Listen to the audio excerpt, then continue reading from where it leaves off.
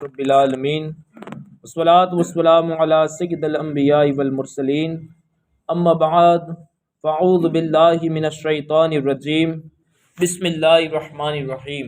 پڑھیے الصلاة والسلام علیک یا رسول اللہ، الصلاة والسلام علیک یا حبیب اللہ، الصلاة والسلام علیک یا نبی اللہ وعلی آلک واصحابک یا نور اللہ۔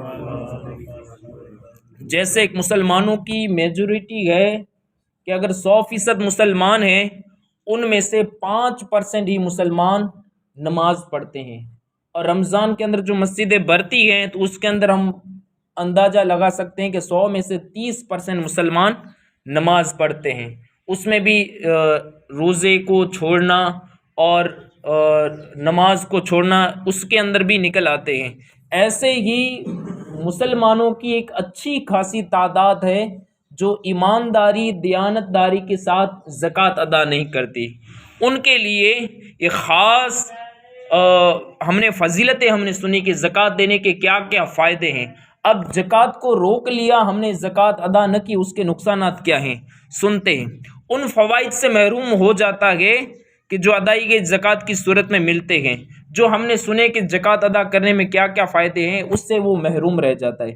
نمبر 2، بخل یعنی کنجوسی جیسی بری صفت کا وہ شکار ہو جاتا ہے، جیسا کہ نبی پاک صلی اللہ تعالی علیہ وسلم نے ارشاد فرمایا، سخاوت جنت میں ایک درخت ہے، جو سخی ہوا اس نے اس درخت کی ساکھ پکڑ لی، وہ ساکھ اسے نہ چھوڑے گی یہاں تک کہ اسے جنت میں داخل نہ کر دے۔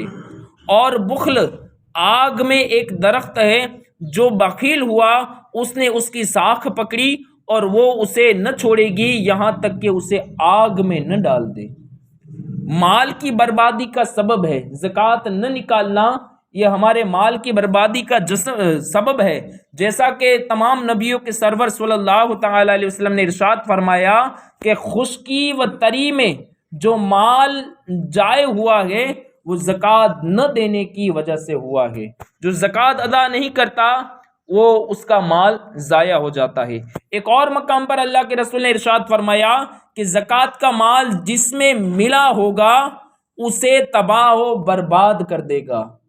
اس حدیث پاک کی شرح کے اندر 2 ہے، ایک صدر الشریعہ بدر الطریقت مفتی امجد علی اعظمی اس کی حدیث پاک کی شرح بیان کرتے ہیں کہ زکوٰۃ کا مال جس میں ملا ہوگا اسے وہ تباہ اور برباد کر دے گا۔ ایک تو یہ کہ اس کے اوپر زکوٰۃ فرض ہوئی اور اس نے زکوٰۃ نہ نکالی، وہ زکوٰۃ کے پیسے اس کے اندر پڑے ہیں تو اس مال کو وہ تباہ اور برباد کر دیں گے۔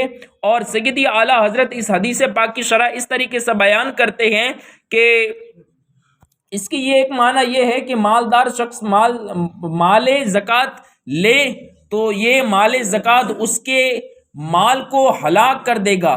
اگر جس کے اوپر زکوٰۃ لینے کا حق نہیں ہے وہ لے نہیں سکتا، پھر بھی اس نے زکوٰۃ لے کر اپنے مال کے اندر رکھ دی تو وہ لینے والے کے مال کو تباہ اور برباد کر دے گی۔ اس حدیث پاک کی شرح یہ دونوں صحیح ہیں کہ جس کے پاس مال ہو اور پھر بھی زکوٰۃ لے لے اس کے بھی مال کو تباہ اور برباد کر دیتی ہے، اور نمبر 2 کہ وہ زکوٰۃ نہ نکالیں اپنے مال کے اندر ملی ہوئی رہتی ہے تو اس کے مال کو بھی تباہ اور برباد کر دیتی ہے۔ اللہ پاک کی بارگاہ میں دعا ہے کہ اللہ پاک ہمیں کہنے سننے سے زیادہ عمل کرنے کی توفیق عطا فرمائے، آمین بجاہ نبی